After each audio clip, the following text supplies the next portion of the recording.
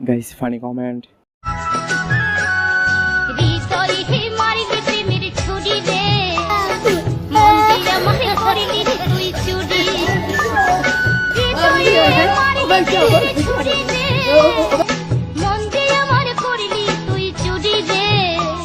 तो चलिए शुरू करते हैं।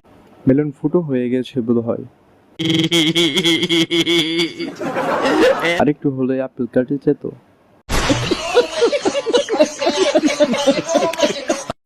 কতটুকু কেটেছে দেখি।